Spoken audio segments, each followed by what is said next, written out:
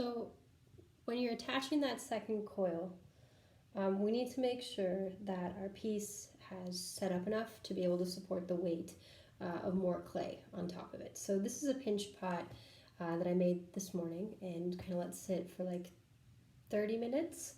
I've compressed the inside. We've made sure I went through and like sort of pinched just to make sure that all the walls are even. And so we know that it's ready to kind of keep building on top of. One downside to these online classes is not being able to pass the work around so that you guys can feel like how firm the clay is, or like what's happening there. So just know, like, there might be a little bit of trial and error for you guys, and if things are sort of like falling over their own weight, they're probably not ready, and they probably just need more time to sort of sit. So while we're working, I've got like a bunch of pieces kind of setting up, and yeah, and that's kind of just the way that hand building works, and it's just one of the ways that, or one of the things that you guys are going to learn as you keep going. So the bottom here is compressed. We're going to take our butter knife, and we're just going to kind of go around and just score the top.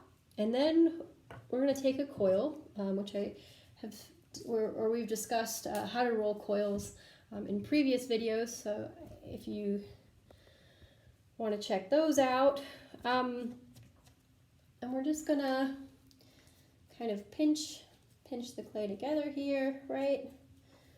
And then we're just going to roll it out. And we'll roll, cut off the weird sides here. And then we'll just kind of pinch from the center. I wonder, there we go. There we go, okay. And we're just gonna kind of pinch down the coil like that. Again, so that the middle of the coil is the ideal thickness of the pot, and either side of the coil is extra material for attaching the coils together. So it's going to look like this, right? Great. And then hopefully, yeah, okay, awesome.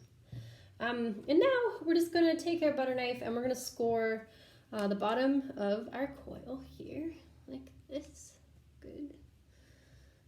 And then we'll just attach the coil. But when we attach our coil, again, it's important that we're keeping the walls in. So we're keeping control of the piece. And the nice thing about clay is that we're able to recycle it, right? Or you're able to just smush things up and start over. So don't be afraid if things get weird or pear-shaped. Just kind of give it a little spritz, re-wedge it, and just put it back in your bag, and then try again, right? Because we're building skills. And if we think of clay that way, like if we think of it as like as a learning experience, as opposed to being attached to like the thing that we're making, we'll have more success more quickly. Great. Okay, so we've got our seam, right? And we're just going to sort of compress it together, and we're always putting one hand on the inside to support the form, and we're just going to kind of erase that seam, right? So we're just pinching the clay. It's my cat.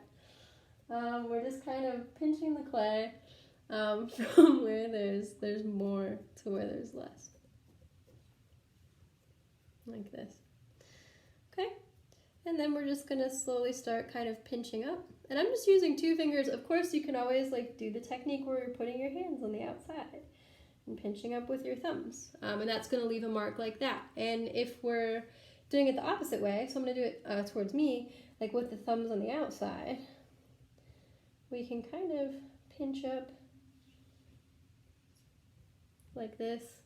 And you can see some really beautiful spines. So definitely play with the way that we're touching the clay, because that's going to inform the piece, right? Just pinching right up. If at any time we notice that things start to get flimsy and weird, just take a break. I'm just kind of, right now I don't think you can see, but the thumb, we're just sort of like pushing the clay from where there's more, yeah, to where there's less. Hey, buddy. It's my studio assistant. Okay. Like that. And now I think that's enough for today. And later what we'll focus on is like adding appendages to things and making slip at home. And a couple of reminders, definitely make sure that we're wiping things down after we use the clay. We want to make sure that we're not like sweeping. Okay, I wouldn't sweep up any clay bits that fall on the floor. Like mopping is ideal. Again, we want to bind the clay molecules to water so that we're not breathing it in. I'm gonna put some artists that people can look at in the description of this video, and Penguin Foot, the link to Penguin Foot in this video, so that people can kind of see what's happening with the studio during all the social distancing and all of these closures. But hopefully everyone's staying inspired, and if you have clay at home, this is great. If you don't have clay at home, if people are interested in seeing like drawing or doodling videos and exercises, I'd be happy to talk to you guys about those too.